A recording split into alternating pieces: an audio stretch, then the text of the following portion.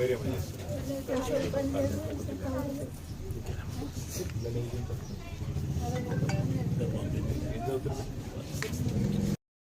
Government నుంచి ఏమైనా వచ్చిందా? ఇంకేమి రాలేదు సార్. 6 లక్షలు రావాలి కదా? ఇంకేమి రాలేదు సార్. అప్లై చేసేది ఏది రాలేదు. మీరు 6 ఫిబ్రవరికి నెల అయింది కదా? నెల ఎప్పుడు అప్పుడు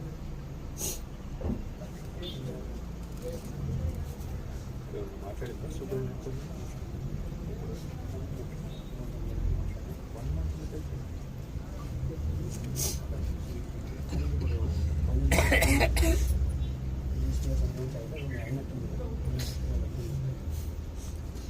పొలము జాగేమన్నా కష్టం చేసుకొని బతికినమ్మా మీరు తమ్ముడికి ఎవరు?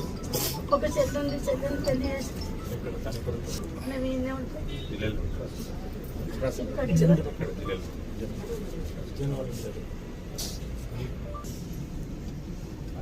రిస్క్ చేస్తే కూడా కాదు. మా పిల్లల చదువు కోసం 2 లక్షల రూపాయలు డిపాజిట్ చేస్తాను. ప్లస్ ఇంకోటి ఏంటంటే తనకు డిస్కరేజ్ చేయాలి గవర్నమెంట్. కేసీఆర్ గవర్నమెంట్ ఉన్నప్పుడు మాకు దాన్ని పెంచి 6 లక్షలు చేసినాం. 6 లక్షలు చేసినాం.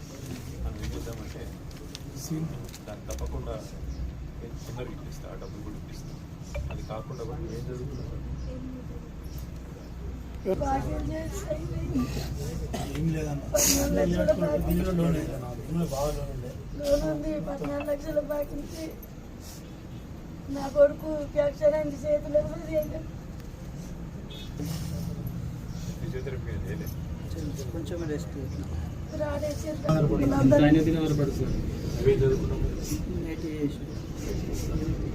చేస్తావు మరి చేస్తావు ఎక్కడ?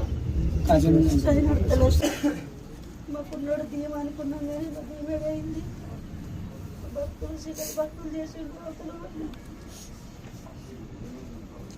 మా నాడు సుట్టానికి చేతి పని లేదు.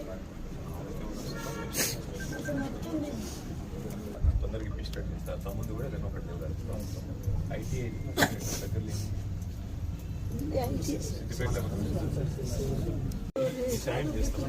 చేస్తా.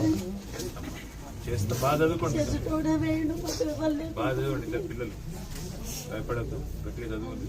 చదువు కాపాడుతుంది. ధైర్యంగా ఉండదు.